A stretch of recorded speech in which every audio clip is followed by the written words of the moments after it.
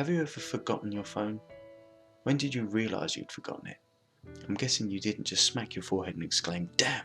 because of nothing. The realisation probably didn't dawn on you spontaneously either. More likely, you reached for your phone, pouring open your pocket or handbag, and were momentarily confused by it not being there. Then you did a mental recap of the morning's events. Shit. In my case, my phone's alarm woke me up as normal, but I realised the battery was lower than I expected. It was a new phone and it had this annoying habit of leaving applications running that drained the battery overnight. So I put it onto charge while I showered instead of into my bag like normal. It was a momentary slip of the routine, but that was all it took. Once in the shower, my brain got back into the routine it follows every morning, and that was it. Forgotten. This wasn't just me being clumsy. As I later researched, this is a recognised brain function. Your brain doesn't work just on one level. It works on many. Like when you're walking somewhere, you think about your destination and avoiding hazards, but you don't need to think about keeping your legs moving properly. If you did, the entire world would turn into one massive, hilarious cosplay. I wasn't thinking about regulating my breathing. I was thinking whether I should grab a coffee on the drive to work. I did. I wasn't thinking about moving my breakfast through my intestines. I was wondering whether I'd finish on time to pick up my daughter Emily from the nursery after work, or get stuck with another late fee. This is the thing, there's a level of your brain that just deals with routine, so that the rest of your brain can think about other things. Think about it. Think about your last commute. What do you actually remember? Probably little, if anything. Most common journeys blur into one, and recalling any one in particular is scientifically proven to be difficult. Do something often enough and it becomes routine. Keep doing it and it stops being processed by the thinking bit of the brain, and it gets relegated to the part of the brain dedicated to dealing with routine. Your brain keeps doing it, without you thinking about it. Soon, you think about your route to work as much as you do keeping your legs moving when you walk. Most people call it autopilot, but there's danger there. If you have a break in your routine, your ability to remember and account for the break is only as good as your ability to stop your brain going into routine mode. My ability to remember my phone being on the counter is only as reliable as my ability to stop my brain entering morning routine mode, which would dictate that my phone is actually in my bag. But I didn't stop my brain entering routine mode. I got in the shower as normal, routine started, exception forgotten, autopilot engaged. My brain was back in the routine. I showered, I shaved, the radio forecast amazing weather.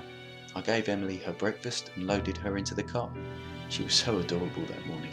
She complained about the bad sun in the morning blinding her, saying it stopped her having a little sleep on the way to nursery, and left.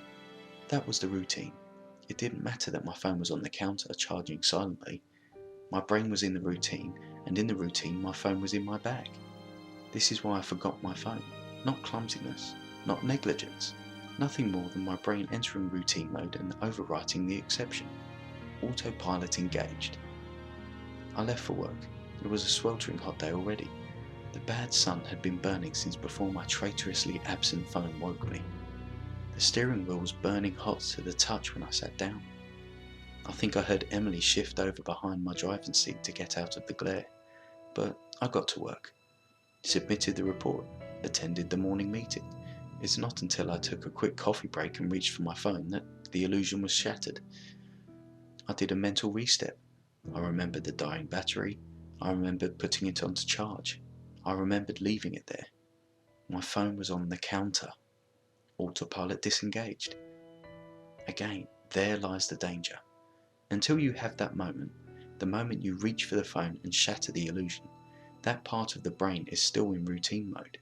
It has no reason to question the facts of the routine. That's why it's routine. The act of repetition. It's not as if anyone could say, "Why didn't you remember your phone? Did it occur to you? How could you forget? You must be negligent." This is to miss the point.